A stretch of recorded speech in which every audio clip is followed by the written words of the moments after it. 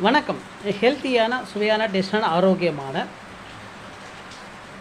தூதுவளை கீரை எடுத்து வச்சுருக்கிறேன். இப்போ இந்த தூதுவளை கீரையை நல்லா க்ளீன் பண்ணிவிட்டு சட்னி பண்ணிக்குவோம். ஹெல்த்தியான ஆரோக்கியமான தூதுவளை சட்னி செய்ய போகிறேன். மிக மிக ஆரோக்கியமான தூதுவளை கீரை இப்போ எடுத்துருக்கேன். இதில் இருக்கிற முள்ளெல்லாம் க்ளீன் பண்ணிவிட்டு இப்போ சட்னியை அரைச்சி எடுத்துக்குவோம். தூதுவளை சட்னி செய்கிறதுக்கு என்னென்ன பொருள் எடுத்து வச்சுருக்கேன்னா, பச்சை மிளகாய் ஒரு 3 எடுத்துருக்கிறேன், உளுந்து ஒரு 2 ஸ்பூன் எடுத்துருக்கிறேன், கடலைப்பருப்பு 1.5 ஸ்பூன் எடுத்து வச்சுருக்கிறேன், இஞ்சி ஒரு துண்டு எடுத்து வச்சுருக்கிறேன், பூண்டு பல் 4-5 புல் எடுத்து வச்சுருக்கிறேன். அப்புறம் இந்த தூதுவளை கீரை எடுத்து வச்சுருக்கிறேன். இந்த தூதுவளை கீரைலாம் க்ளீன் பண்ணி எடுத்து இப்போ எல்லாம் வதக்கி சட்னி அரைச்சிக்குவோம். இந்த தூதுவளை கீரை வந்து பார்த்திங்கன்னா உடம்பில் இருக்கிற கோல்டுக்கெல்லாம் நல்லா யூஸ் ஆகும். உடம்பில் இருக்கிற சளியெல்லாம் ரிலீஸ் ஆகும்.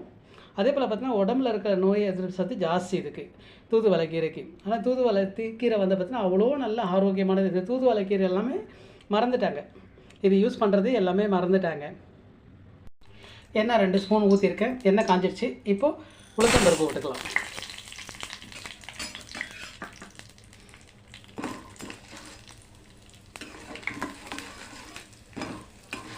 லேசாக வறுத்து எடுத்துக்குவோம். பொன்னிறமாக வறுத்து எடுத்துக்குவோம்.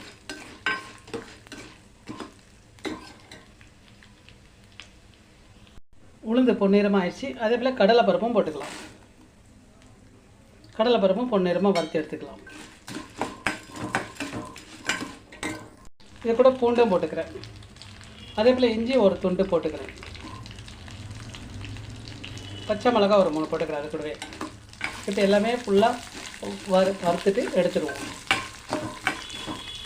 இது கூட தனியா ஒரு 1/2 ஸ்பூன் போட்டுக்கிறேன். முழு தனியா போட்டுக்கிறேன். அது கூட வறுத்துட்டோம். பெருங்காயத்தூள் போட்டுக்கிறேன்.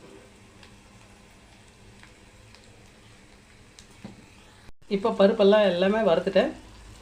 இப்போ தூதுவளை கீரையை போட்டுக்கிறேன். க்ளீன் பண்ணி வச்சு போட்டு வதக்கிக்குவோம்.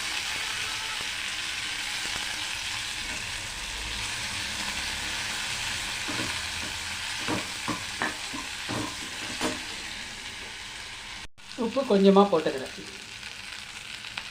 கல் உப்பு போட்டுக்கிறேன். தூதுவளை கீரை வதங்கிடுச்சு. இப்போ ஆறுனவொடனே மிக்சியில் போட்டு அரைச்சி எடுத்துக்குவோம்.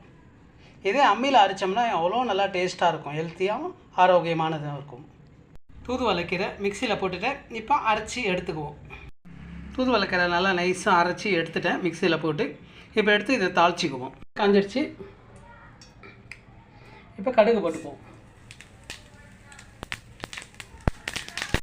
கறிவேப்பிலை கடுகெல்லாம் போட்டு பொரிஞ்சிடுச்சு. இப்போ எடுத்துருவோம்.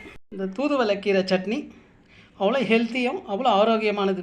இந்த கீரைலாம் நம்ம மறந்துட்டோம். தூதுவளை கீரைன்றதே மறந்துட்டோம்.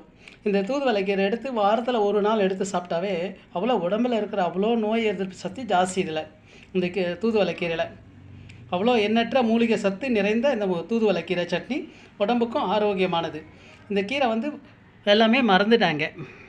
ஹெல்த்தியான சுவையான டேஸ்டான ஆரோக்கியமான தூதுவளை கீரை சட்னி ரெடி.